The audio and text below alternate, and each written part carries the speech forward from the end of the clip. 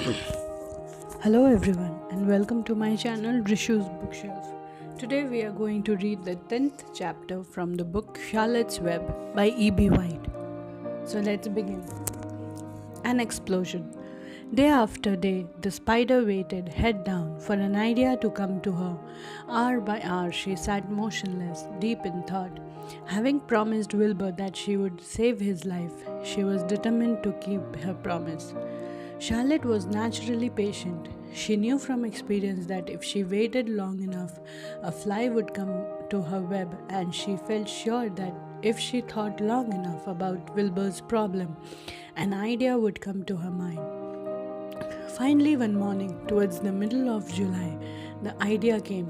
Why, how perfectly simple, she said to herself. The way to save Wilbur's life is to play a trick on Zuckerman. If I can fool a bug, thought Charlotte, I can surely fool a man. People are not as smart as bugs. Wilbur walked into his yard just at that moment. What are you thinking about, Charlotte? He asked. I was just thinking, said the spider, that people are very gullible. What does gullible mean? Easy to fool, said Charlotte. That's a mercy, replied Wilbur, and he lay down in the shade of his fence and went fast asleep. The spider, however, stayed wide awake, gazing affectionately at him and making plans for his future. Summer was half gone. She knew she didn't have much time. That morning, just as Wilbur fell asleep, Avery Arable wandered into the Zuckerman's front yard, followed by Fern. Avery carried a live frog in his hand. Fern had a crown of daisies in her hair. The children ran for the kitchen. Just in time for a piece of blueberry pie, said Mrs. Zuckerman. Look at my frog, said Avery, placing the frog on the drain board and holding out his hand for pie. Take that thing out of here, said Mrs. Zuckerman. He's hot, said Fern. He's almost dead, that frog. He's not, said Avery.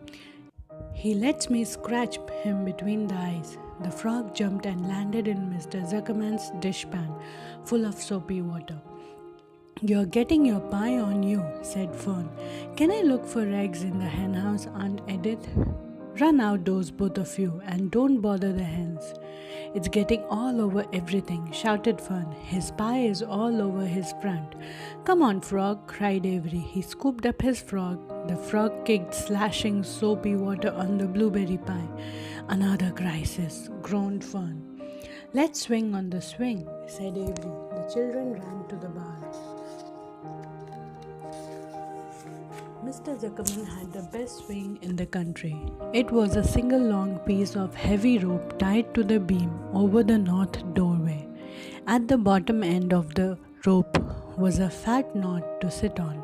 It was arranged so that you could swing without being pushed.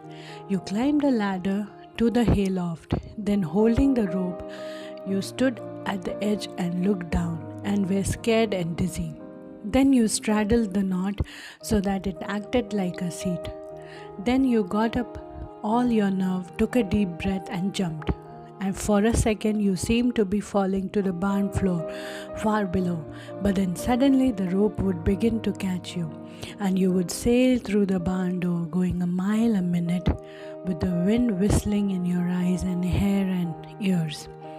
And then you would zoom upwards into the sky, look up at the clouds, and the rope would twist, and you would twist and turn with the rope. Then you would drop down, down, down, out of the sky and come sailing back into the barn, almost into the hayloft. Then sail out again, not quite far this time. Then in again, not quite so high. Then out again, then in again, then out, then in, and then you'd jump off and fall down and let somebody else try it. Mothers for miles around worried about Zuckerman's swing. They feared some child would fall off, but no child ever did. Children almost always hang on to things tighter than their parents think they will. Avery put the frog in his pocket and climbed to the hayloft. The last time I swung on this swing, I almost crashed into the barn swallow, he yelled. Take that frog out, ordered Fern. Avery straddled the rope and jumped. He sailed out through the door, frog and all, and into the sky, frog and all. Then he sailed back into the barn. Your tongue is purple, screamed Fern. So is yours, cried Avery, sailing out again with the frog. I have hay inside my dress. It itches, called Fern. Scratch it, yelled Avery as he sailed back. It's my turn, said Fern. Jump off. Fern's got the itch, sang Avery. When he jumped off, he threw the swing up to his sister. She shut her eyes tight and jumped. She felt the dizzy drop, then the supporting lift of the swing. When she opened her eyes, she was looking up into the blue sky and was about to fly back to the door. They took turns for an hour. When the children grew tired of swinging, they went past down the pasture and picked wild raspberries and ate them. Their tongues turned purple to red. Fern bit into the raspberry that had a bad-tasting bug inside it and got discouraged. Avery found an empty candy box and put his frog in it. The frog seemed tired after his morning in the swing. The children walked slowly up towards the barn. They too were tired and had hardly energy enough to walk. Let's build a tree house, suggested Avery. I want to live in a tree with my frog. I'm going to visit Wilbur, Fern announced. They climbed the fern into the lane and walked lazily towards the pig hen. Wilbur heard them coming and got up. Avery noticed the spider web and coming closer he saw Charlotte. Hey, look at that big spider, he said. It's tremendous.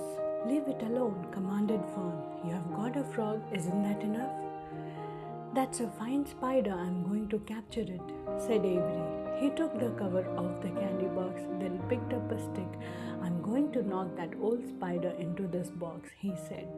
Wilbur's heart almost stopped when he saw what's going on. This might be the end of Charlotte if the boy succeeded in catching her. You stop it, Avery, cried Fern. Avery put one leg over the fence of the pig pen. He was just about to raise his stick to hit Charlotte when he lost balance. He swayed and toppled and landed on the edge of Wilbur's trough. The trough tipped up and then came down with a slap. The goose egg was right underneath. This was a dull explosion as the egg broke and then a horrible smell. Fern screamed. Avery jumped to his feet. The air was filled with the terrible gases and smells of the rotten egg. Templeton, who had been resting in his home, scuttled away into the barn. Good night, screamed Avery. Good night. What a stink. Let's get out of here. Fern was crying. She held her nose and ran towards the house. Avery ran after her, holding his nose. Charlotte felt greatly relieved to see him go. It had been a narrow escape. Later on that morning, the animals came up to the pasture. The sheep, the lambs, the gander, the goose, and the 7 goslings. There were many complaints about the awful smell, and Wilbur had to tell the story over and over again of how the arable boy had tried to capture Charlotte and how the smell of the broken egg drove him away just in time. It was that rotten goose egg that saved Charlotte's life, said Wilbur. The goose was proud of her share in the adventure. I'm delighted that the egg never hatched, she gabbled. Templeton, of course, was miserable over the loss of his beloved egg, but he couldn't resist boasting. It pays to save things, he said in his surly voice. A rat never knows when something is going to come in handy. I never throw anything away. Well, said one of the lambs, this whole business is all well and good for Charlotte, but what about the rest of us? The smell is unbearable. Who wants to live in a barn that is perfumed with rotten egg? Don't worry, you all will get used to it, said Templeton.